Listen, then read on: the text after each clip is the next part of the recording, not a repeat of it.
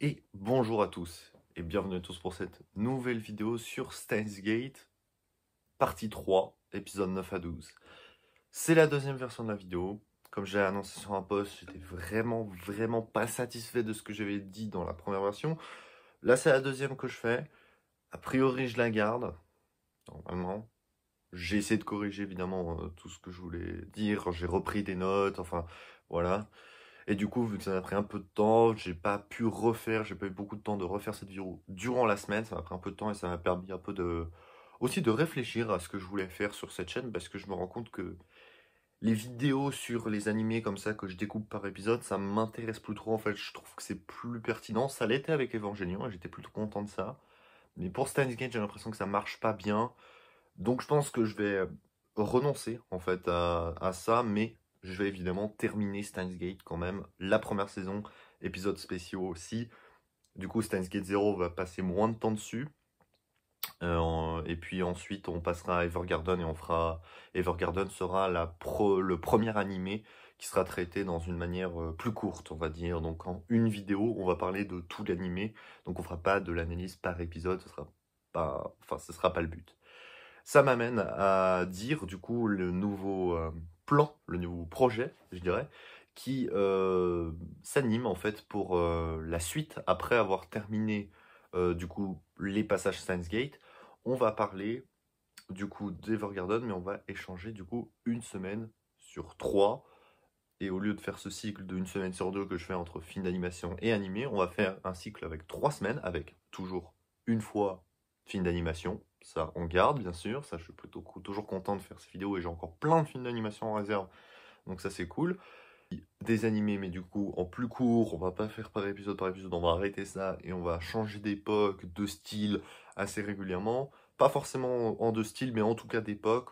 On va essayer de jongler assez vite entre des animés des années 60, 70, 80, puis des animés de la fin du siècle précédent et début du siècle. Grosse transition des années 90-2000 avec Internet, en fait, qui change beaucoup de choses.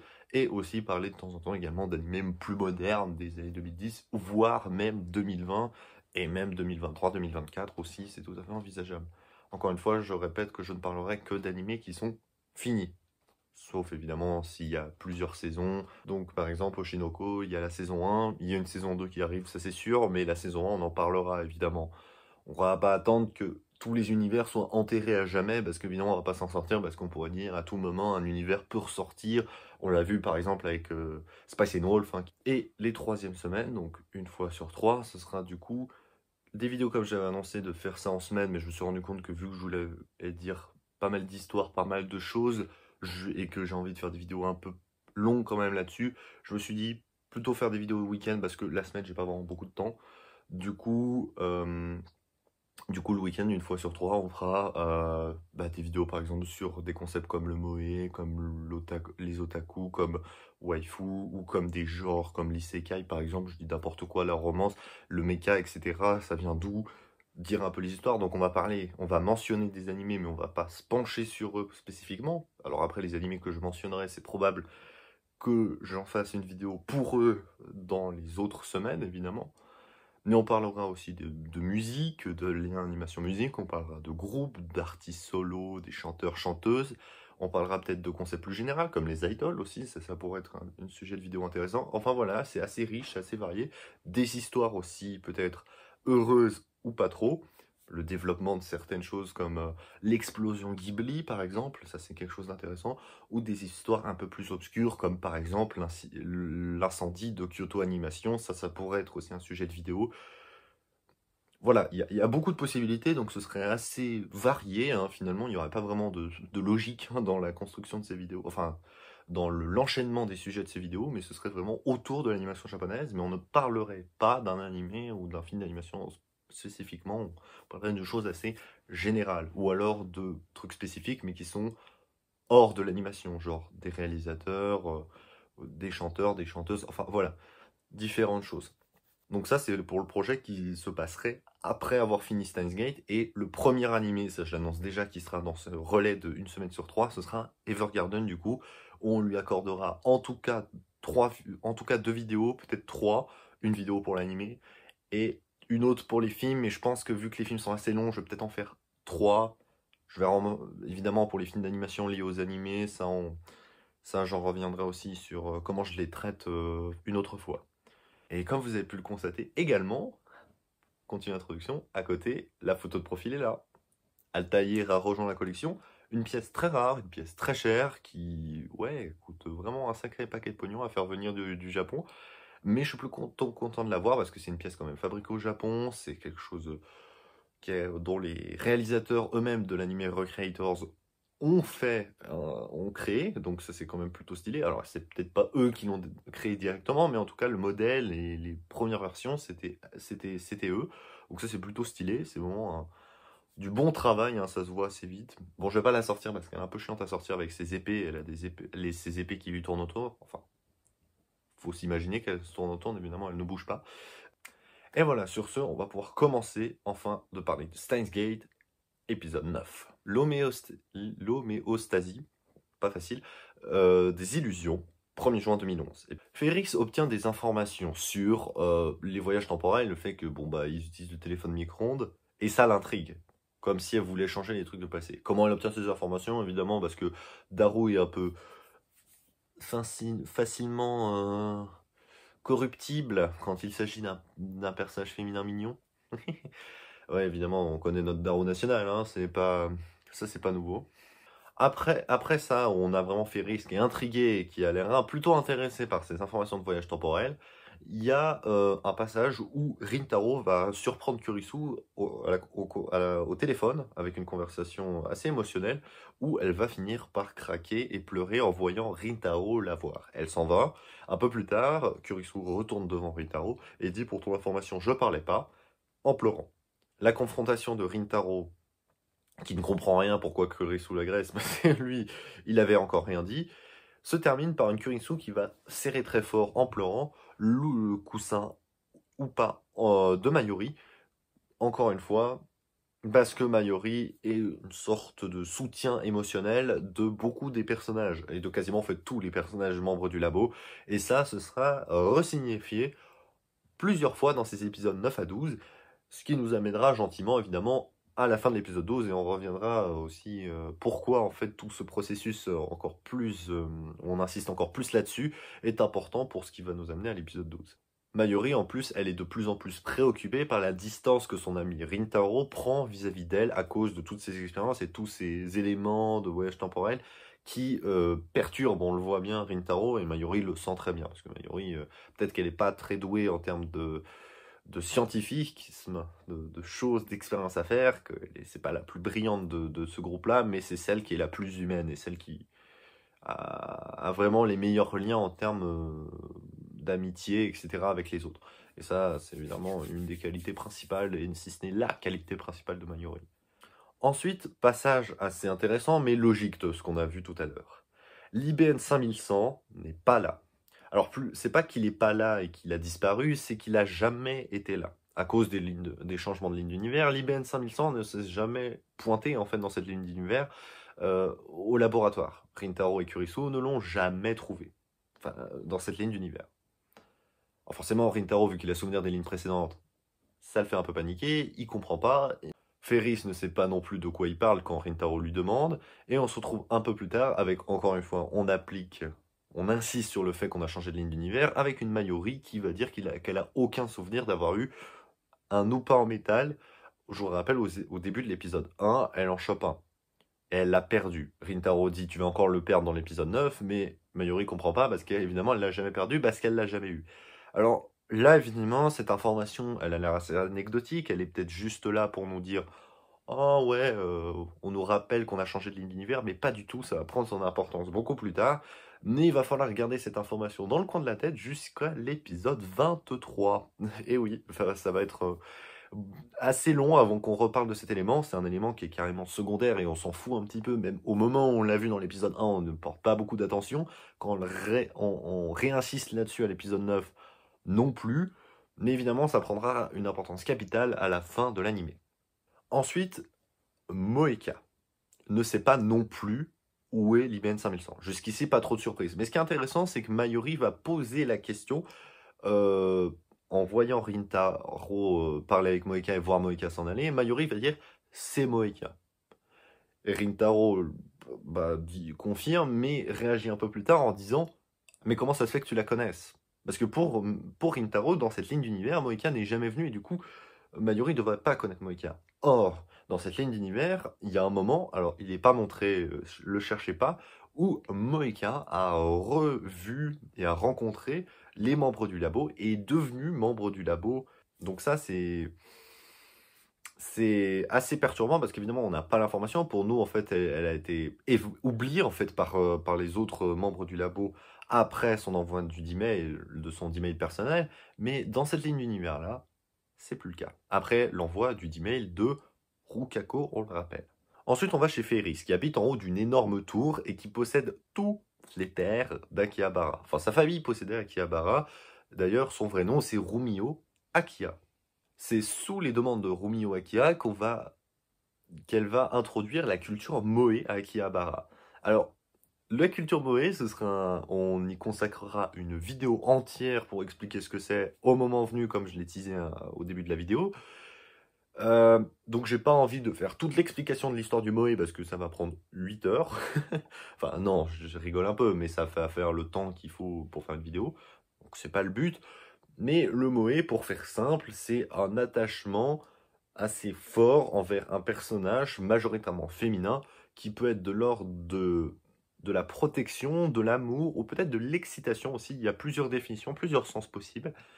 C'est pas relativement clair, on reviendra aussi sur cette histoire du Moe plus tard. Donc évidemment, c'est un peu dans l'esprit et un peu lié au kawaii. C'est là aussi le concept du kawaii, on reviendra là-dessus également. Qui veut dire mignon, plus ou moins, et encore une fois, la traduction, elle n'est pas tout à fait exacte, le mot mignon n'est pas une définition tout à fait correcte par rapport au mot kawaii, mais évidemment, ce sont des concepts qui sont très importants et dont on parlera de manière certaine dans une des vidéos que j'ai prévues. Voilà, c'est Rumio qui a demandé ça, en gros, qui a porté la culture manga, otaku, animé à Akihabara, tel que Akihabara est actuellement. Hein. Je suis allé là-bas à mon voyage au Japon, donc je l'ai pu le voir aussi. Ferris devient du coup le membre 007 pour envoyer un email, pour en changer le passé. C'est sous sa demande, on ne sait pas ce qu'elle veut changer, on ne sait pas à qui elle veut l'envoyer, parce que sinon, c'est privé, c'est pour Ferris, voilà. Elle envoie le email, et on passe en 0,409420. Donc changement de ligne d'univers, et Ferris est toujours là, évidemment. Rintaro se réveille dans l'appartement de Ferris. Ferris est là, évidemment ses amis aussi. Mais quelqu'un d'autre est là, et c'est le père de Ferris. Sous la demande de Rintaro, il va expliquer que l'IBN 5100, il l'a jamais déposé dans un sanctuaire. Et là, ça change tout. Il avait un IBN 5100, mais il n'a pas déposé dans le sanctuaire. Donc pour le coup, on n'a aucune idée de qui l'a et de où il est passé pendant toutes ces années. Pendant ces 10 ans, a priori, où il l'a laissé de côté. Alors qu'est-ce qu'a envoyé Ferris? On le saura un peu plus tard. Dans la deuxième partie de l'anime, en fait. On le saura. Donc pour l'instant, on va laisser ça de côté, vu qu'on ne sait pas à l'épisode 9. Les conséquences sont désastreuses parce que le quartier d'Akihabara a été complètement modifié à cause du email de Rumio. On ne reconnaît plus le quartier et on ne vend plus du tout de choses en lien avec les animés. La culture Moe a complètement disparu et donc le maid café de Ferris a complètement disparu également. Et c'est pour ça que Mayuri demande d'aller à Nakano pour aller acheter ses produits de cosplay parce qu'elle ne peut pas aller à Akihabara alors que normalement elle pourrait. Épisode 10, l'homéostasie des compléments. Le 8 juin 2011. Ce qui est intéressant, c'est qu'après la disparition du maid café, on pourrait se dire que Ferris et Mayuri n'ont pas pu lier une amitié, vu qu'évidemment elles travaillent au même endroit, mais vu que cet endroit n'existe plus, on peut se dire bah, leur amitié alors dans tout ça. Et c'est intéressant, c'est ce que je trouve très fort dans Steins Gate, c'est qu'ils anticipent en fait le fait que le spectateur pourrait se poser cette question, et il répond en fait très rapidement dans l'épisode 10 en changeant en fait l'histoire, où c'est à cause d'une intoxication alimentaire de Daru. Il n'a pas pu jouer contre Ferris dans un match de... Je me rappelle jamais de ce jeu, là, le jeu que je joue tout le temps, je me rappelle jamais, ça m'énerve, peu importe. Et c'est Rintaro et Mayuri qui y sont allés, ils ont perdu, mais Mayuri est devenu ami avec Ferris. Donc finalement, c'est une adaptation de leur rencontre, mais ils se connaissent toujours. Et ça, c'est Rintaro le relève, leur amitié n'a pas été ébranlée en fait par ce changement de ligne d'univers. Ils se connaissent tous aussi bien et leur relation est de même nature chez tout le monde. Donc ça, c'est cool. Mais on sent que, aussi à travers cette déclaration, on joue un petit peu avec le feu. Et qu'il y a quand même, on sent qu'il y a un moment, ça pourrait partir en steak haché. On ne sait pas quoi exactement. Ensuite, passage assez bizarre. Rintaro est persuadé que Ruka est un mec. Il va même le toucher au niveau de l'entrejambe. Alors, même pour vérifier que c'est un mec, d'accord, mais personnellement, je ne sais pas vous, mais moi, je ne fais pas ça avec mes copains. C'est quelque chose que je fais pas. Tu vois, je sais pas. Donc, avec une fille, évidemment, encore moins. mais, mais je sais pas, c'est une façon particulière, mais pourquoi pas? Imaginons. Enfin, peu importe. Ce qui est bizarre, c'est plutôt que Rintaro est persuadé que Ruka est un mec. Alors, il aurait pu se dire éventuellement que on a rechangé de ligne d'univers, du coup, Ruka est redevenu un mec. Sauf qu'en fait, non, Ruka est toujours une fille dans cette ligne d'univers. Donc, il passe pour un gros débile et un gros con aussi. Auprès de ses camarades et du coup il se fait torturer entre guillemets par Kurisu qui le force de rester simplement à genoux pendant plus d'1 heure. Waouh, v'là la torture. Mais ce qui est bizarre, c'est que Rintaro aurait dû garder quand même un souvenir des lignes d'univers précédentes et aurait dû se rappeler que du coup Krokako était devenue a priori une fille. Donc je sais pas pourquoi il fait ça. Est-ce que c'est plus un côté de s'amuser à faire un petit truc comique et léger, mais en même temps un peu pesant quand même de la part des réalisateurs? Est-ce que c'était juste pour le fun que les réalisateurs ont fait ça? C'est possible. Ensuite, on apprend que Suzu recherche son père. Elle est au Japon, à Tokyo pour ça, et elle dit qu'elle n'aura qu'une seule occasion de le retrouver. Elle ne sait pas à quoi elle ressemble, et elle a juste un petit badge qui lui permet de se rappeler un petit peu, enfin c'est un souvenir qu'elle a de son père. On a très peu d'informations, on ne sait pas comment son père s'appelle, et elle dit qu'elle va le retrouver à un endroit, mais évidemment, Rintaro, en entendant tout ça, veut l'aider et la nomme carrément membre du labo 008. En lui disant, on va envoyer des emails pour t'aider à retrouver ton père. Et quoi qu'il en soit, si ça marche ou si ça marche pas, tu viens nous rendre visite au labo pour qu'on te fasse un petit adieu. C'est ce que Rintaro fait dire à Suzu. Donc Rintaro est même vraiment un gars sympa. Ensuite, les choses changent. Milieu de l'épisode 10, Rintaro reçoit un mail de quelqu'un d'inconnu. Je t'observe avec une image de gelée rouge qu'ils lui ont envoyée en lien avec le mail. Rintaro est paniqué, Mayuri le remarque, mais Rintaro n'ose évidemment rien dire. Ça nous amène en fait à la révérence étoilée et à l'explication de pourquoi elle fait ça, Mayuri devant les étoiles. C'est parce que c'est une prière qu'elle a adressée en fait à une étoile filante pour que Rintaro s'en sorte d'une fièvre qu'il avait quand ils étaient enfants. Et Rintaro est allé mieux directement après. Rintaro fait le lien avec cette fièvre, avec des, des images mentales assez fortes et puissantes qu'il avait quand il était enfant. Il fait le lien avec le Steiner et le pouvoir qu'il a actuellement de se souvenir des passages de lignes d'univers. Et Mayuri se sent est fier en fait et se sent responsable en fait du sauvetage de la vie de Rintaro, et je trouve ça assez magnifique de la part de Mayuri. Ensuite, voilà, on prépare la fête pour Suzu, qui est censé venir. C'est le bordel dans le labo, on utilise des gadgets futuristes, on fait tout disjoncter, et il y a un moment, on est dans le noir. Alors du coup, après que tout est disjoncté, et Kurisu et Rintaro se retrouvent ensemble, très proches l'un de l'autre et un peu gênés, lorsque la lumière revient. Et on voit que sans le regard des autres, ils se comportent différemment et ils sont beaucoup plus proches l'un de l'autre. Alors que quand ils sont sous le regard des autres, eh ben, ils redeviennent un peu plus froids. Et ça, je trouve ça intéressant parce que c'est relativement vrai dans la vraie vie. Genre, quand tu es avec un groupe de personnes et que tu es conditionné à avoir une image dans un groupe, tu vas essayer de la tenir. Et c'est vrai aussi pour la relation que tu as avec chacun. Après, effectivement, la nature de la relation, quand tu es avec cette personne uniquement, elle peut changer. Quand une personne A et une personne B d'un groupe sont juste ensemble tous les deux, il peut se passer des choses différentes. Alors que quand il y a un groupe et qu'il y a une C, D, E, F qui sont présentes et qui regardent, peut-être que du coup la relation que tu as entre A et B, elle va pas changer. C'est une possibilité, et moi c'est plutôt quelque chose que je trouve assez logique et assez vrai dans le comportement humain.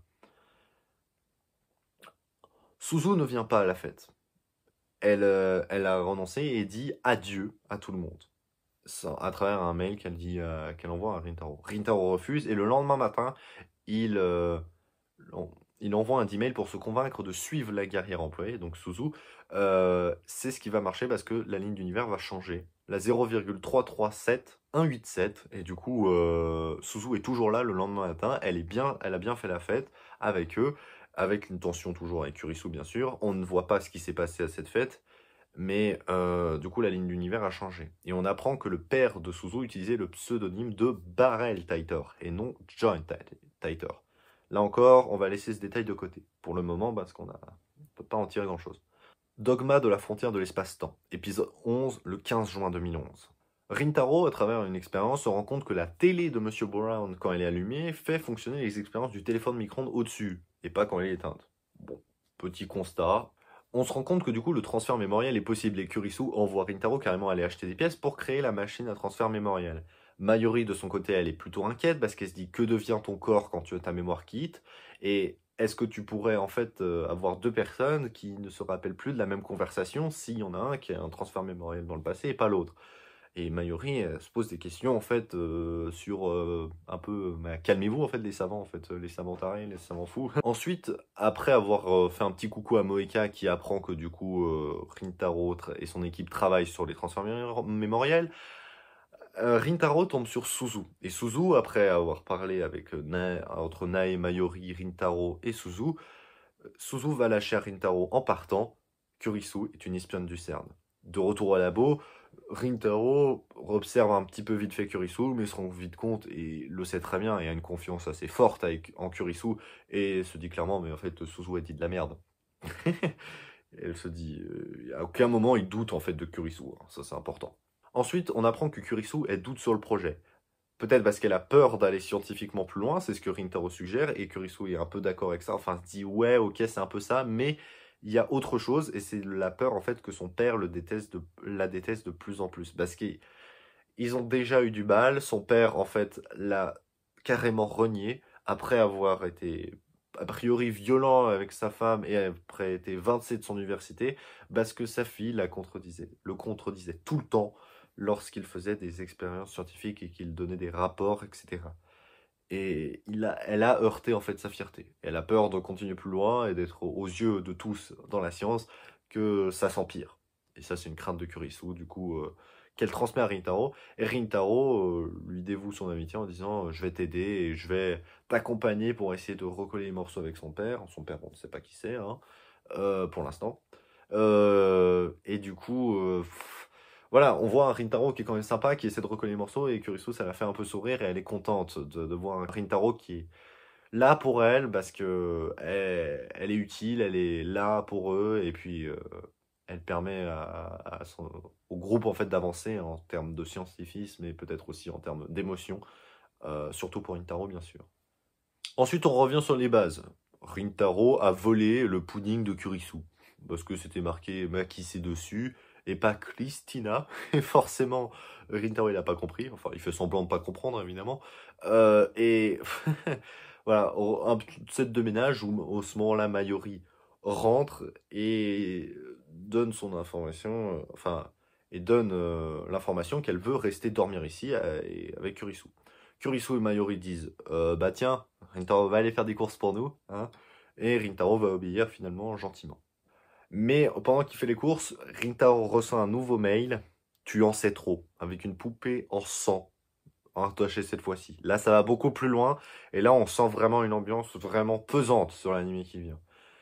Rintaro prend peur, court, laisse ses courses, et retourne vite en criant Mayuri, après avoir justement tenté d'appeler Mayuri, elle n'a pas répondu. Pourquoi Mayuri n'a pas répondu? Parce qu'elle est avec Kurisu, sous la douche.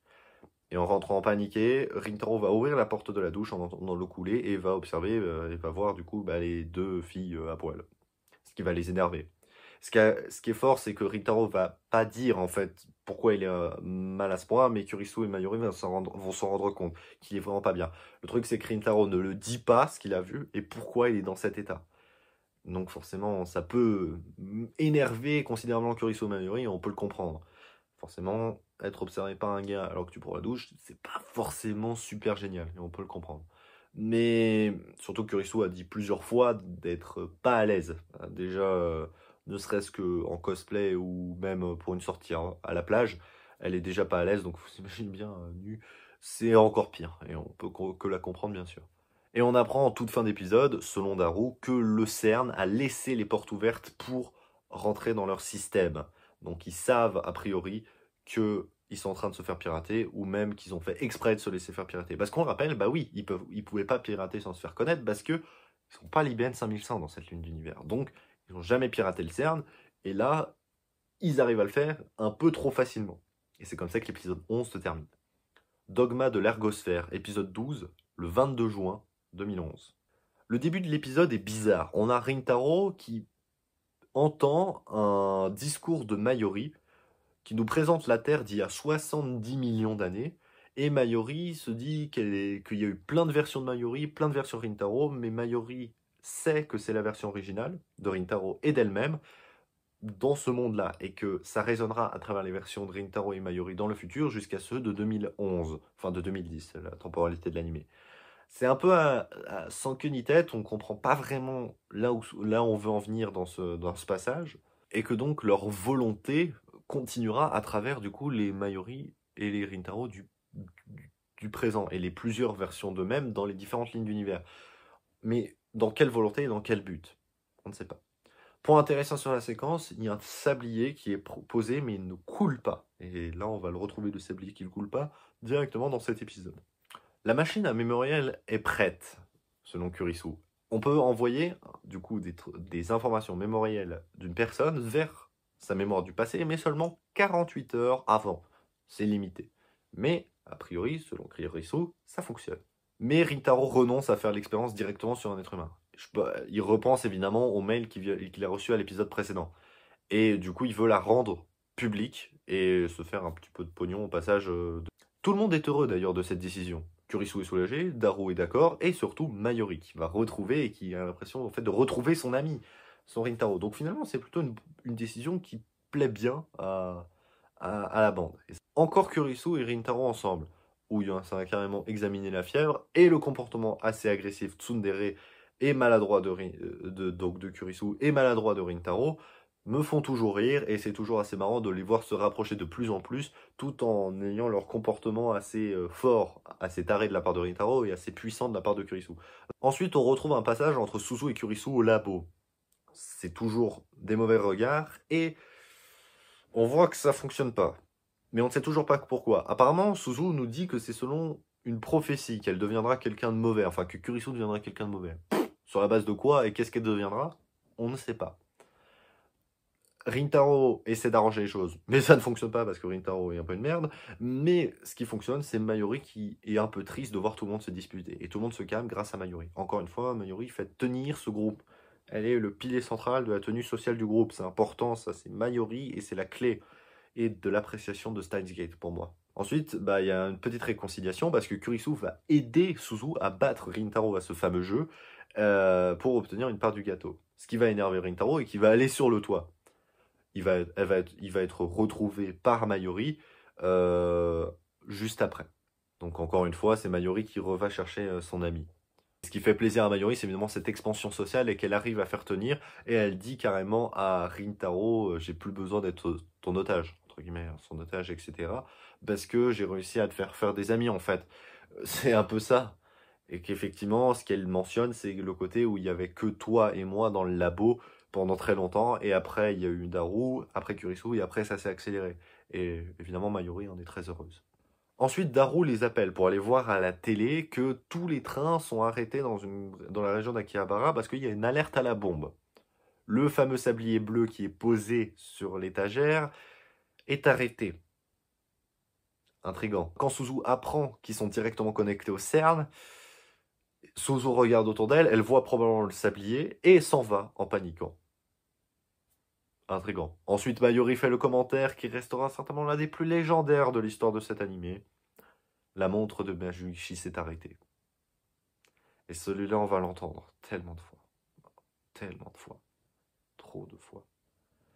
Elle est terrible cette phrase parce qu'on sait exactement ce qui va se passer dès le moment où l'enchaînement de cette scène va être terrible. Parce que des gens armés vont rentrer brusquement et à leur tête, Moeka. Moeka qui annonce travailler pour le CERN, demande à Kurisu, Daru et Rintaro de les suivre. Mais Mayuri ne sert à rien. Moïka n'hésite pas, et en disant pour FB, tire dans la tête de Mayuri, qui s'effondre, avec la montre qui vole en éclats. Et là, je peux vous dire que la première fois que j'ai vu l'animé, c'était pas facile. Parce que tu t'y attends pas, en fait. Tu sens qu'il y a une ambiance pesante, mais tu te dis, ils vont s'en sortir, il n'y a pas de problème. Mais là, tu vois Moïka abattre sèchement Mayuri comme ça fait un choc. Et Rintaro s'effondre, à genoux, essaie de voir si son amie va bien, mais évidemment, elle est morte, sur le coup. Il peut rien faire, il ne la lâche pas. Et crie de toutes ses forces d'avoir perdu son ami. Et ce passage, il est terrible. Et c'est comme ça que l'épisode 12 se termine. Évidemment, après, il y aura les enchaînements des épisodes suivants, 13 à 16, qui seront très tristes aussi, pour d'autres raisons. Mais il y avait déjà ce premier indice dans l'épisode 10, on a réinsisté là-dessus dans l'épisode 11, mais entre-temps, tu avais des passages joyeux, où c'était marrant, où tu t'amusais entre Kurisu, Rintaro et les autres, Suzu peut-être aussi. C'était drôle. Et là, tout a changé. L'épisode 12, Mayuri est abattu, sèchement. C'était le personnage le plus adorable et le plus mignon. Et ça, c'est un coup de maître magistral, parce qu'un personnage moé comme ça, si mignon, si gentil, si attentif, l'abattre froidement dans un animé comme ça, c'était plus qu'inattendu. Et je peux vous dire que des personnages de ce type-là qui se font abattre comme ça dans un animé, c'est très rare. Très, très rare. Et même si, d'accord, il va se passer des choses différentes dans l'animé et dans la suite de ce qui va se passer, mais je peux vous dire que c'est quelque chose de très difficile à voir pour la première fois. Et moi, je peux vous dire, j'étais vraiment pas bien à ce moment-là. Effectivement, avoir de l'émotion maintenant après l'avoir vu, c'est plus difficile, parce que je sais comment l'histoire va se terminer, évidemment. Du coup, j'ai moins de chagrin pour Mayuri, mais je peux vous dire que vraiment, quand j'ai vu l'animé pour la première fois, j'étais pas bien. Et surtout avec les enchaînements des épisodes 13 à 16, je pouvais pas m'arrêter. J'étais tellement triste, mais je me pouvais pas m'arrêter. J'ai regardé quasiment toute la seconde partie en une fois. 3 heures consécutives comme ça, regarder un animé. J'ai pas vu le temps passer. J'ai tout regardé. De l'épisode 12 à 24, j'ai tout regardé. En une fois.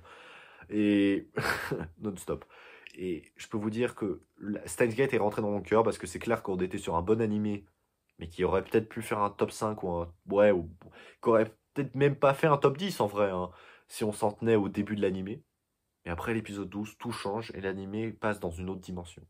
Et c'est vrai que dans la préparation, avec la culture moe, etc., dans tous les concepts très proches de la japanimation, le moe, le fanservice, l'otakuisme, les dérés, enfin, surtout les tsundere, dans les concepts de base, on était sur certains clichés.